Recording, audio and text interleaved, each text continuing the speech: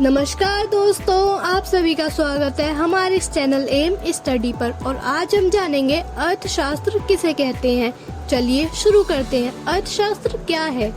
मानवीय आवश्यकताएं असंख्यक एवं असीमित होती हैं, जिनकी पूर्ति के लिए अनेक वस्तुओं की आवश्यकता होती है, जैसे खाने के लिए भोजन, पहनने के लिए वस्त्र, रहने के लिए मकान तथा बीमार हो जाने पर दवाइयाँ।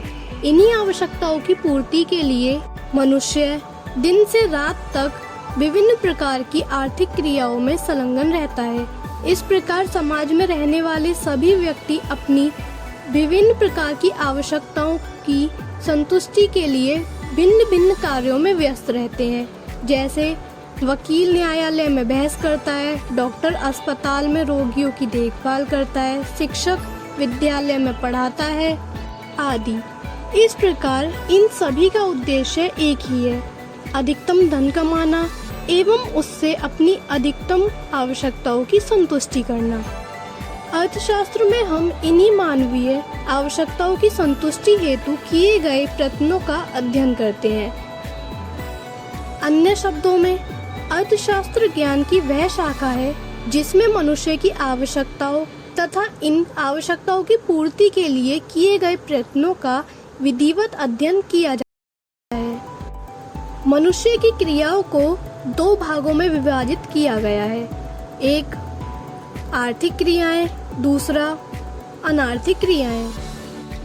आर्थिक क्रिया किसे कहते हैं?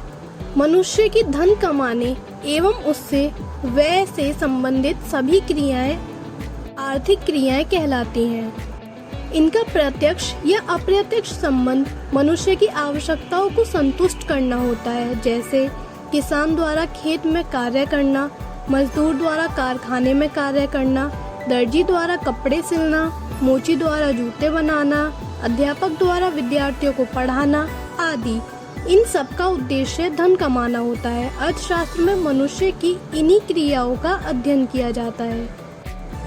अब अनार्थिक क्रियाएं किसे कहते हैं वो देखते हैं। अनार्थिक क्रियाएं मनुष्य की जिन क्रियाओं का उद्देश्य धन प्राप्त करना नहीं होता, उन क्रियाओं को अनार्थिक क्रिया कहते हैं। इन क्रियाओं का उद्देश्य स्वास्थ्य लाभ, परोपकार, मनोरंजन, समाज सेवा, देशभक्ति, प्रेम तथा धार्मिक भावना होती है, जैसे भगवान की पूजा करना, माता पिता की सेवा करना, शौक के लिए फुटबॉल खेलना, सिनेमा देखना, व्यायाम करना आदि।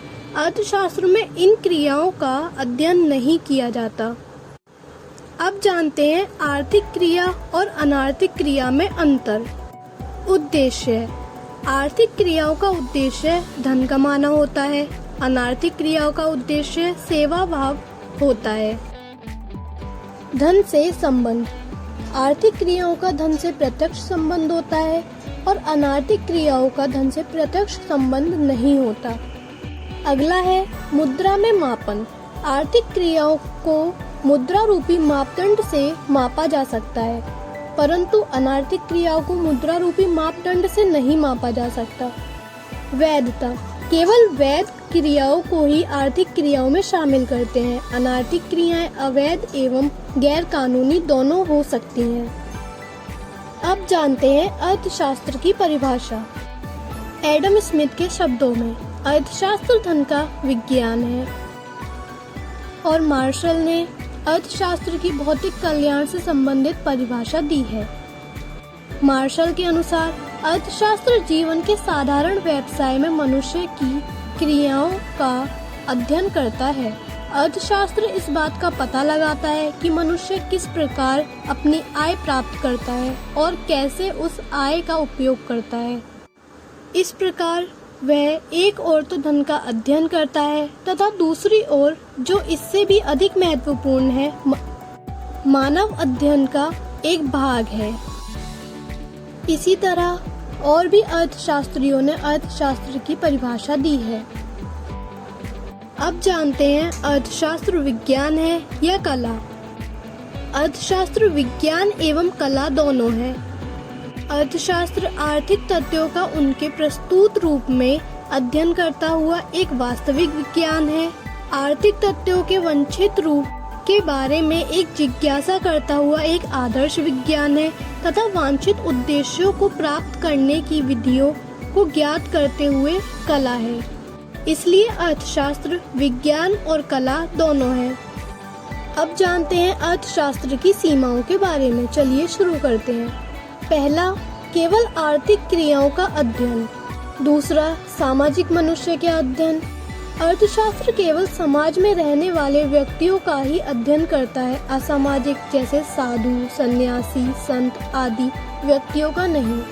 तीसरा, वास्तविक मनुष्य का अध्ययन। अर्थशास्त्र के अंतर्गत किसी काल्पनिक मनुष्य, भूत प्रेत आदि का अध्ययन नहीं किया जाता, केवल वास्तविक मनुष्यों का ही अध्ययन किया जाता है। अगला, सामान्य मनुष्य का अध्ययन।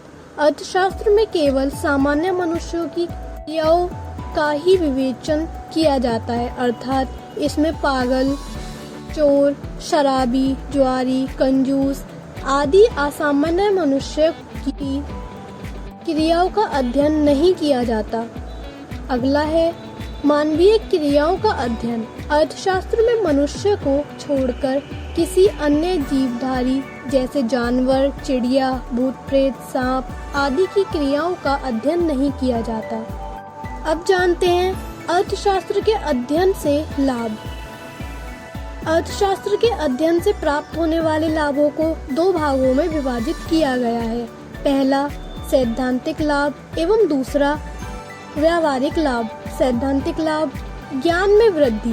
अर्थशास्त्र के अध्ययन से समस्याओं का ज्ञान होता है। इन समस्याओं पर गंभीरता पूर्वक विचार करने एवं उनका हल खोजने से मनुष्य की मानसिक शक्ति तीव्र होती है तथा ज्ञान में वृद्धि होती है। दूसरा, तर्क कुशलता एवं विश्लेषण शक्ति का विकास। मनुष्य के ज्ञान में वृद्धि होने पर उससे तर्क शक्ति का विकास होता है। वह तर्क के आधार पर विभिन्न आर्थिक क्रियाओं की अच्छाई बुराई के बारे में पूर्व की अपेक्षा अधिक संतुलित एवं उपयुक्त मत की अभिव्यक्ति कर सकता है। तीसरा, चुनाव शक्ति का विकास। मनुष्य की आवश्यकताएं असीमित परंतु पूर्ति के साधन सीमित होती हैं। इसके अतिरिक्त आवश्यकताएं प्रतियोगी। प्रत्येक व्यक्ति को यह सुनिश्चित करना होता है कि उसके लिए तीव्रतम आवश्यकता क्या है, जिसे सबसे पहले संतुष्ट किया जाए। दूसरा है व्यावहारिक लाभ। पहला, व्यक्तिगत लाभ। गृहस्वामी एवं उपभोक्ता वर्ग को लाभ। अर्थशास्त्र के अध्ययन से गृहस्वामी एवं उपभोक्ता को लाभ प्राप्त होता है, जैसे पारिवारिक बजट बनाना, बाजार की कीमतों का ज्ञान, अधिकतम संतुष्टि। दूसरा है उत्पादक और व्यापारी वर्ग को लाभ। उत्पादन की समस्याओं के समाधान में सहायक, विनिमय कार्य में सहायक, वितरण कार्य में सहायक। अगला है कृषक वर्ग को लाभ। कृषि उत्पादन के रूप में सहायक, कृषि समस्याओं का समाधान। श्रमिक वर्ग को लाभ। राजनीति वर्ग को लाभ। समाज सुधारकों को लाभ। अगला है सामूहिक लाभ। सामूहिक लाभ में क्या है, किन वस्तुओं का उपभोग तथा किन वस्तुओं का बहिष्कार किया जाए, किन किन वस्तुओं का उत्पादन किया जाए, गरीबी को कैसे दूर किया जाए आदि। यदि आपको वीडियो अच्छी लगी हो तो वीडियो को लाइक कीजिए, शेयर कीजिए, सब्सक्राइब कीजिए और कमेंट कीजिए। धन्यवाद।